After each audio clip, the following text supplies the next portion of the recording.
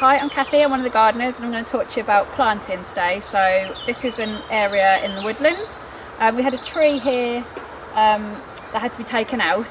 So basically it was taken out and we had a massive crater because they had to take all the soil out and everything, all the roots. So after that what we did was refilled the area with soil from another part of the garden, so it's the same kind of soil.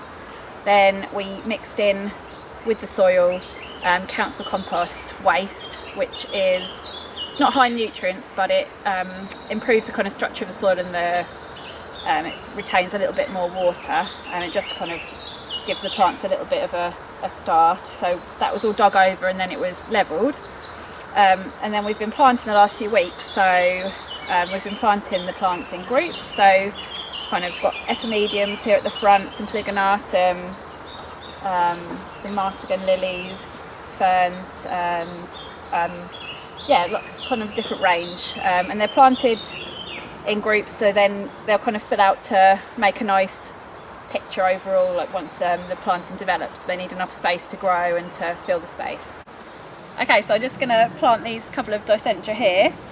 So when we plant, the plants are placed out where the head gardener wants them, so we don't forget. Put your spade in where you're going to make the hole. Lift the plant so you know where it's going to go. I'll use my knee because I don't like my back getting broken. Make a bit of a hole there. And you want to put the plant into the same level that it's in the pot. Generally speaking, there's some plants that need to go a little bit deeper, but this one's going to go the same level. Put the label out.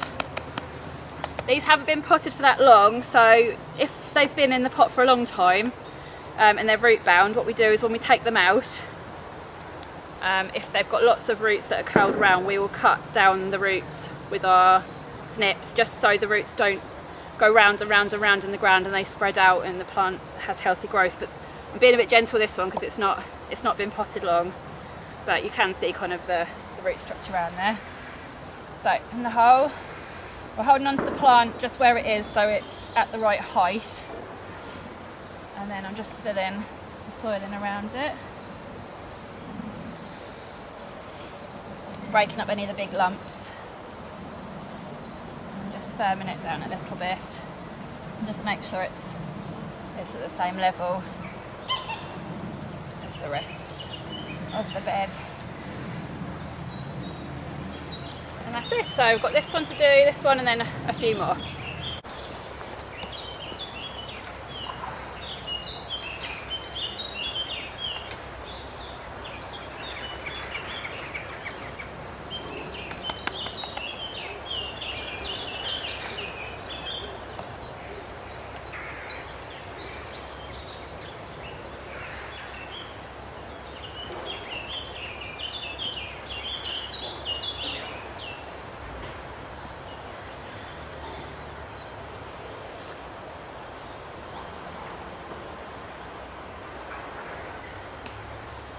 Before we plant the plants, they're all soaked in a tub of water just to get all the air out and make sure the roots are well saturated. And then after they're planted, we'll just water them in with a good amount of water to make sure they've got enough water to get growing. If it doesn't rain, which it hasn't rained for ages, the last few weeks, we will just keep an eye on them.